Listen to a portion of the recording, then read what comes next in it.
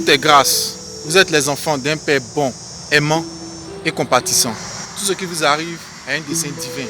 Le dessein divin est dépourvu de souffrance. Seule une mauvaise perception des choses vous fait souffrir.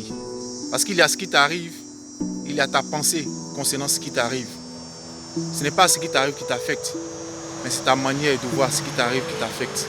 À la fin de mon histoire, tu te rendras compte que, avec le temps et le recul, on se rend compte que la pire chose qui nous arrive est en fait la meilleure chose qui pourrait nous arriver. Un roi, son ministre et sa suite s'enfonçaient un jour dans la forêt pour chasser. Le ministre était réputé être un homme très sage.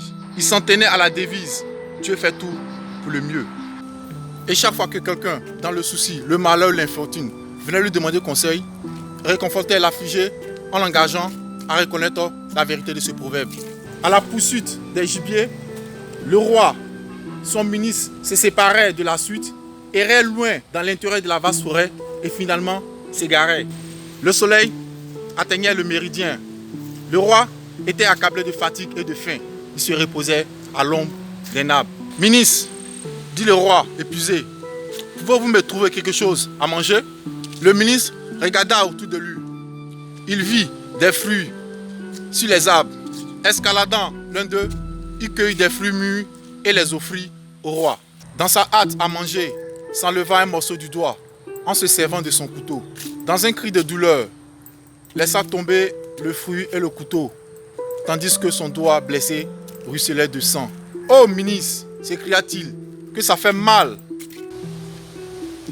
Dieu fait tout pour le mieux », répondit tranquillement celui-ci. Ces paroles ne firent qu'exciter le roi déjà irrité. Il se mit en rage et s'écria « Imbécile, trêve de philosophie, j'en ai assez. Alors que je souffre un affreux supplice, la seule consolation que vous avez, c'est Dieu faire tout pour le mieux. Comment cela peut être pour le mieux quand ma douleur est évidente et réelle?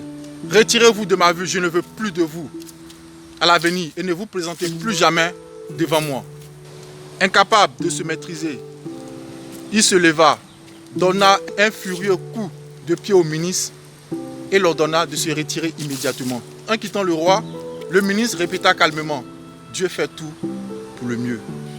Le roi resta donc seul. Il déchira un morceau de son vêtement et banda son doigt blessé.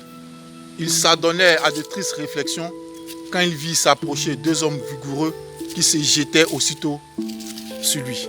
Lutter ou résister eût été inutile car les hommes étaient bâtis comme des géants. Épouvanté, le roi demanda « Qu'allez-vous faire de moi ?» Il répondit « Nous voulons te sacrifier sur l'autel de notre déesse Kali. C'est notre coutume. Une fois par an, nous nous offrons un sacrifice humain. Et le temps est arrivé, nous étions la richesse d'un être humain quand nous avons eu la chance de te retrouver. » Ces paroles emplirent le roi de frayeur. Il protesta. « Laissez-moi partir, je suis roi d'un pays, vous ne pouvez pas me tuer pour un sacrifice. » Les hommes se mirent à rire et dirent « Ce sacrifice va donc être unique. Et notre déesse sera extrêmement satisfaite quand elle verra que nous amenons un haut personnage en offrande à son hôtel cette année. » Il traînait le roi à l'hôtel de Kali, à peu de distance de là. Tout était prêt pour le coup mortel. Quand le prêtre, remarquant un doigt bandé, défit le pansement et vit qu'un morceau de doigt était coupé. Il dit alors, « Cet homme n'est pas digne de notre déesse. Il faut à la déesse un homme intact. » Le roi fut alors libéré. Il se souvint alors des paroles du ministre. Dieu fait tout pour le mieux. En vérité, si ce n'avait été cette heureuse coupure, il serait à présent un homme mort. Le souvenir du mauvais traitement qu'il avait infligé à son ministre l'affecta vivement. Très désireux de réparer sa grossière erreur, en lui demandant pardon, il parcourut la forêt en appelant son ministre et le trouva enfin qui se reposait sous un arbre. En allant à lui, le roi l'étreignit avec une extrême affection et lui dit « Ami, je vous demande pardon pour ma dureté. J'ai compris la vérité de vos proverbes d'or. » Il raconta l'incident de la déesse Kali et comment il avait été libéré grâce à sa blessure. « Mon roi, répondit le ministre. Vous m'avez causé aucun tort. Il n'y a donc rien à pardonner. Vous pouvez vous rappeler que lorsque vous m'avez chassé et vous m'avez donné un coup de pied, je répétais la même chose. Dieu fait tout pour le mieux. Dans mon cas également, le proverbe s'est vérifié. Car si vous ne m'aviez pas chassé, j'aurais été en votre compagnie quand les hommes de Cali vous capturaient. Et lorsqu'ils découvrirent que vous étiez impropre au sacrifice, ils m'auraient offert à votre place, puisque je n'avais pas d'imperfection corporelle. Alors, Dieu fait tout pour le mieux. Tu as aimé la vidéo? Abonne-toi et partage. Pourquoi?